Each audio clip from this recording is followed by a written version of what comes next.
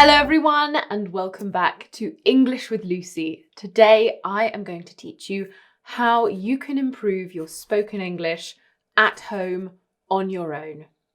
Whenever you look online to find out top tips for improving your spoken English, the number one tip is always talk to native speakers, talk to speakers of English, practice conversation. And that just isn't a realistic possibility for all of us. I know that so many of you will find yourselves in situations where conversing with native speakers or speakers of English in general just isn't an option. It's not widely available. Sometimes it's to do with money. You don't have the finances available to do that. It could be a confidence thing where actually you don't feel ready to speak to people yet. You want to practice a little bit on your own first. It could just be that you don't know where to start, so I've got lots of tips in today's video and I hope to help each and every one of you. As always, I have created a free PDF for you that goes along with this lesson. It contains the full transcript, everything I say, and I have highlighted key vocabulary so you can use that to improve your understanding even further. If you'd like to download the PDF, all you've got to do is click on the link in the description box, enter your name and your email address. You sign up to my mailing list. This is completely free. I will send the PDF directly to your inbox, and then every week after, you will automatically receive all lesson PDFs, plus all my news, offers, and updates. Right, let's start with tip number 1. This tip is learn full phrases, not just individual vocabulary words. Now, there is a place for studying individual vocabulary words. That helped me a lot with my own learning journey when I was learning Spanish. But if you are particularly focused on improving your spoken English, then try learning entire phrases. When we say a word on its own, we say it in a very flat way. Amazed, amazed. When I say that word as part of a sentence, I was amazed. I add a different tone, some inflection, some emphasis, some more stress. Listen to speakers of English. When you're watching the TV or watching a YouTube video or listening to the radio, whatever you're doing to try and immerse yourself in English, try and pick up on those individual phrases and work out where in the phrase they're pushing the pitch up or they're saying it slightly more loudly. Pause it if you can and imitate it. It's going to help you sound really natural when you speak English. Another part of this is if you do pick up on an individual vocabulary word that you want to remember, make sure you also include an example of it used in a sentence as well. That's why with the majority of my vocabulary videos, I always include an example. If you write it down, make little notes and dashes to try and remember how the speaker said that sentence or phrase. Tip number 3, let's go back to analysing and listening to what speakers of English say and how they say it. But I'm not talking about pronunciation and tone of voice this time. This time I want to look at what they say grammatically. I know that grammar and spoken English don't tend to go hand in hand, but I think it's important here. Now, let me make this clear. I do not think that learning grammar is the most important part of learning a language. At all. Now, you would never teach a baby grammar, yet they grow up to be fluent in their language. But you need to bear in mind, a baby is immersed the entire time. Lots of people say, learn English like a baby. But what they don't bear in mind is that babies are immersed in English or their mother tongue the entire time. They have the most wonderful opportunity to pick up on all the spoken English and all the grammar and all the vocabulary without even realising it. Bless them. Even then, it takes them a couple of years to speak fluently. Yes, of course, their brains are still developing. But the point I want to make is there is a place for grammar, but it's not the be-all and end-all. I really don't see the value in going through a grammar book cover to cover. I really don't see the value in that, and it's something that I have never done in my own language learning journey. What I did do was essentially fill in the gaps. I was constantly on the lookout for holes or gaps in my grammar knowledge. I think you should go through time filling those gaps bit by bit rather than approaching grammar as this big textbook that you have to work through. It goes back to looking at full phrases again. Look at those phrases. Is there something that you can't explain or that doesn't sound right to you in your head? That should be the topic that you research. That should be the topic that you bring to the table with your conversation partner or your English teacher, or you search on an online forum. There are some amazing language forums with some really, really enthusiastic teachers who seem to give up their time for free. I can't believe the quality of answers that I get from language forums. I doubt grammar all the time. I'm constantly looking it up. This brings me on to tip number 4, which is don't let anything go. Don't drop anything. I know the feeling.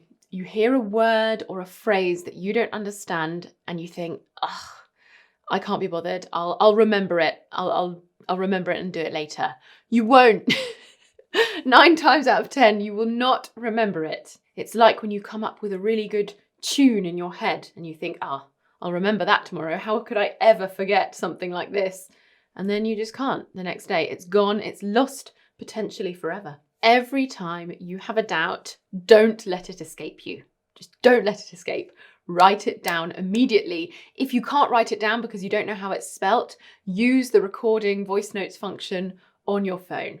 If it's not possible for you to see a teacher every single week, save up all of these doubts and book in 1 hour a month and see how many of those doubts you can clear up with them in that session. But please, look into my eyes and tell me, Lucy, I will not let my next doubt go. But don't stress yourself out at the same time. Obviously, you have to take everything with a pinch of salt. You've got to make it work for you.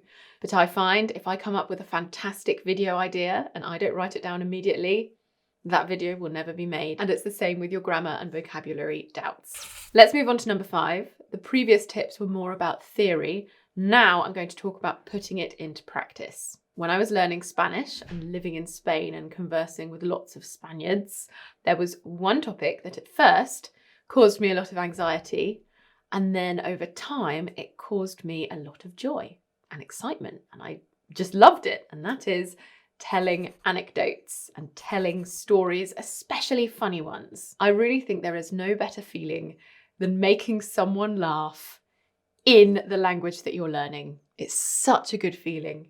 There are very few people on this world that can just launch into a story and have everyone engaged and interested. Some people are blessed with this skill. I am not one of them.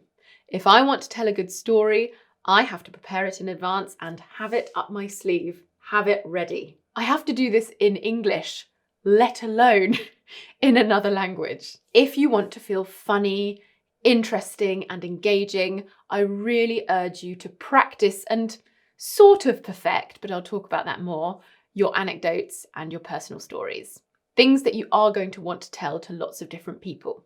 I have maybe 5 or 6 entertaining stories that I have ready in case there's a gap in conversation and if I meet someone new. My poor friends and my poor fiancé have probably heard these stories 20 times each.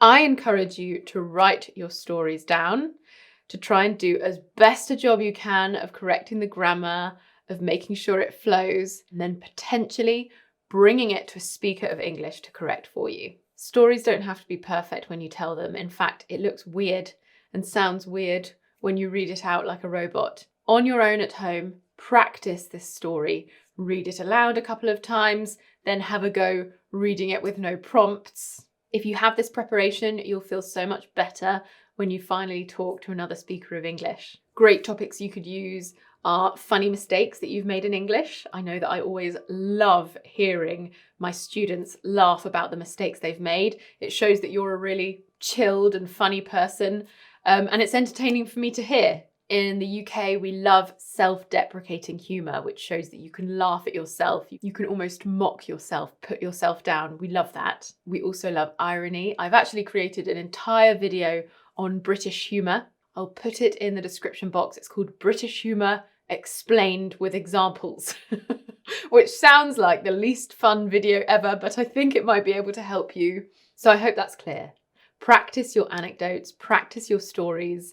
And even if your goal is to not be funny, practice the things that you know you will have to repeat again and again and again. How did you end up in your job? What were your school days like? How did you meet your partner? Practice those stories so that they just roll off the tongue. It might seem like cheating, but if it is, then I'm a cheat because that's what I do. Number 6 is listen to chatty podcasts. There has been a podcast revolution all across the world, especially in the UK. We absolutely love podcasts. And there are a lot of people who aren't necessarily famous already starting podcasts with their friends and they just chat. This is the perfect spoken English improvement opportunity.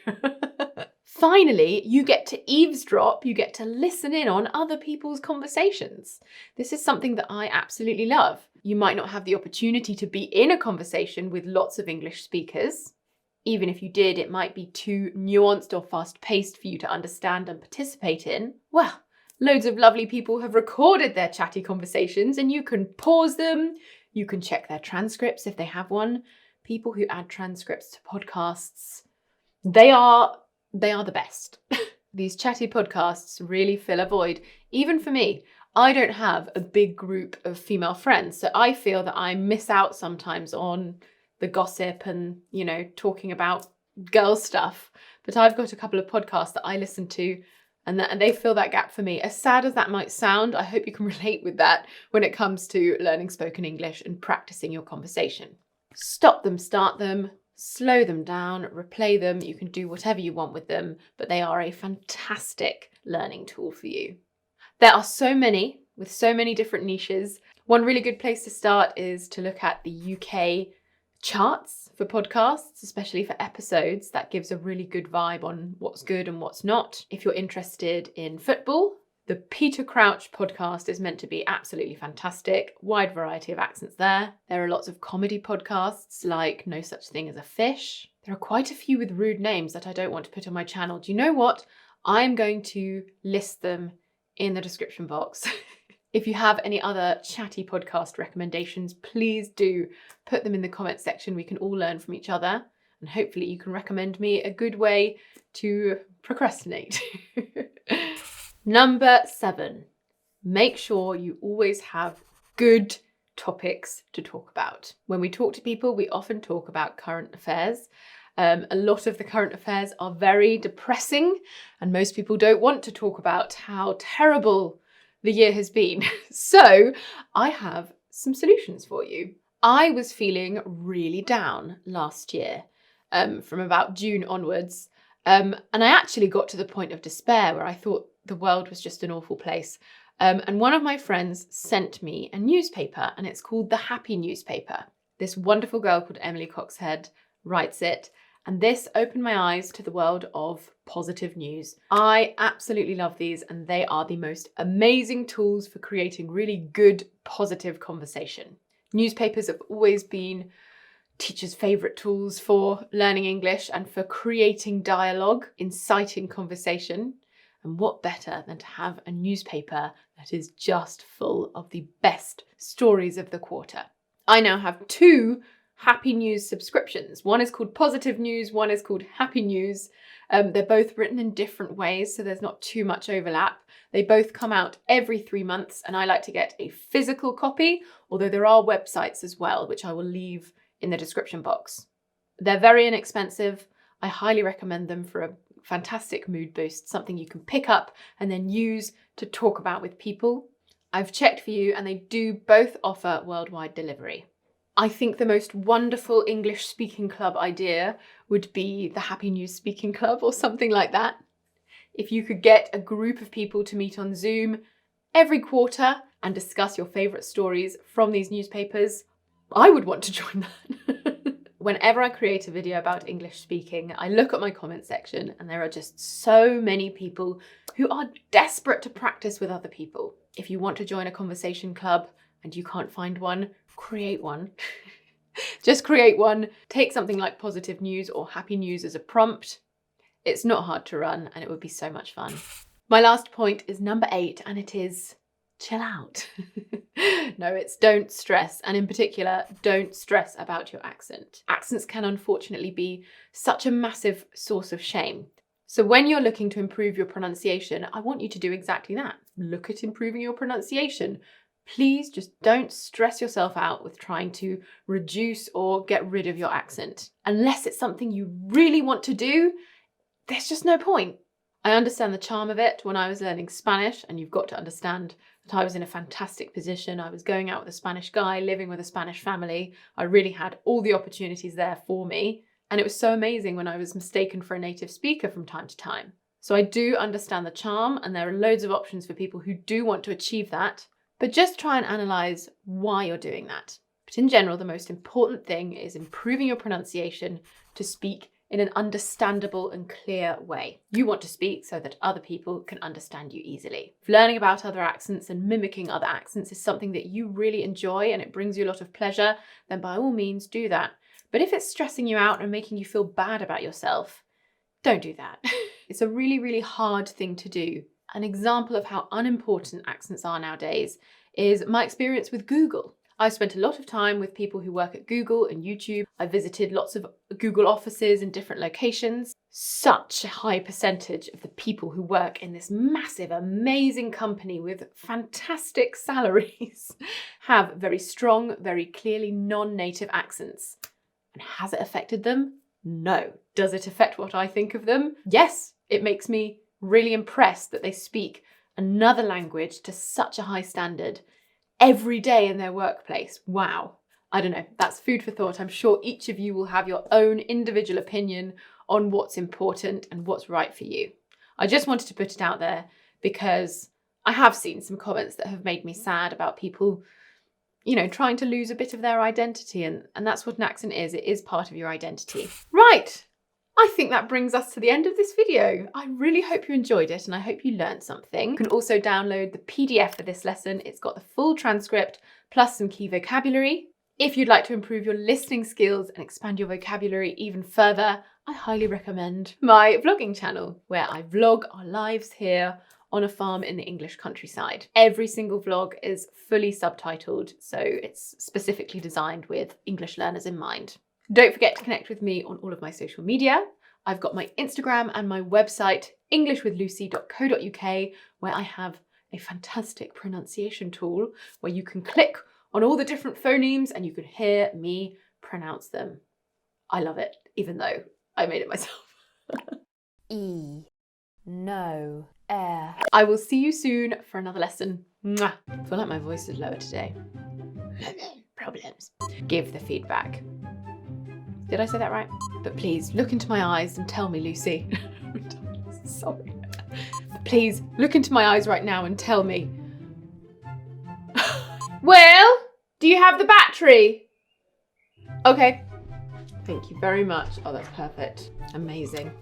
Okay. Even if you did, it would probably be... You can actually... Peter Crouch. Peter Crouch? Is his name Peter Crouch? Peter Crouch. Yeah. Have very strong. There has been a podcast revolution. Oh.